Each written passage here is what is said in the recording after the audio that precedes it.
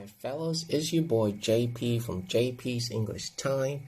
In today's section on the IELTS speaking interview and more practices, we'll be focusing in detail on the other factors that we need to pay more attention to. Without much ado, let's dive in. So let's look at foreign words. Foreign words. Now, when we talk about foreign words, it means words that people do not understand or have no clue about. It could be words with the names of people, cities, or town. So one good example, where are you from? Where are you from? You want to say this. I'm from Nanjing, which is specifically a province in China. Okay, so if you're from Nanjing in China, you're not going to say I'm from Nanjing, because chances are most people have never encountered Nanjing in their vocabulary before, so they don't know about it, Nanjing. So you have to tell them, I'm from Nanjing, which is in Jiangsu province, China. So this is applies to you and the examiner, because you've explained where and what Nanjing is, and the examiner doesn't need to spend time asking you, where is Nanjing? Slang. So you also do not want to slang here.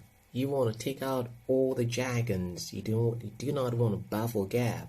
So you don't want to say stuff like kid. Native speakers, we use a lot of slang, naturally, casually talking. But for the IELTS exam, you have to know the difference between the casual words and the formal words. You do not want to say so you can't take this for granted. You need to have a rich vocabulary bank full of synonyms, antonyms, phrases, and idioms. Now, you don't also have to undertalk, and you don't have to overtalk. So what do we mean by being overtalkative? Overtalkative is when you ask a simple question and you elaborate too much.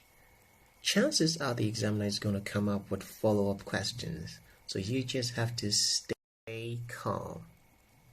Now you don't have to undertalk. So when you ask a question, you don't have to give yes, no, okay. That makes conversation really boring and the examiner is going to penalize you.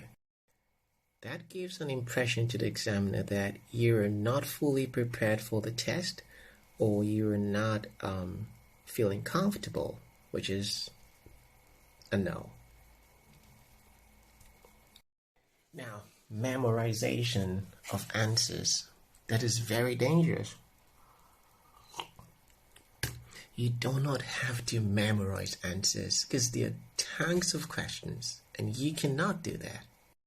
What you gotta do is to have a range of topics that you've already gone through, you've already digested adequately, and when asked any question, you're going to sound natural and spontaneous when you talk.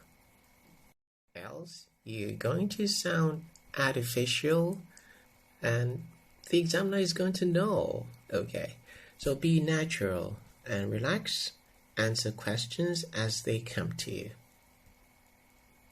There are tons of model questions and answers on the internet that you can digest.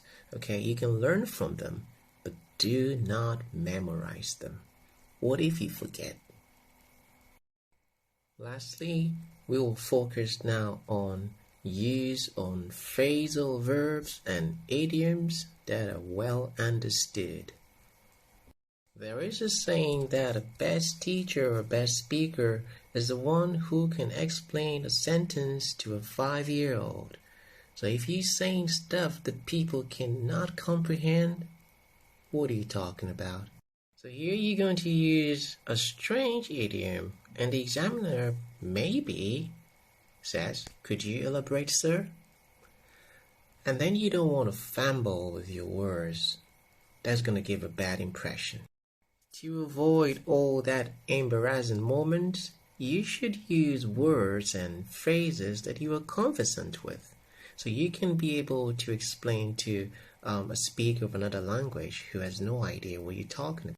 Alright, so with all these tips on practicing and getting prepared for the IELTS interview, We wish you well, and we hope that you can like, share, hit notification button, and subscribe. Alright, so y'all stay tuned on JP's English Time for more educational tips on how to ace your IELTS test. We will put in tons of model questions and answers. Cheers.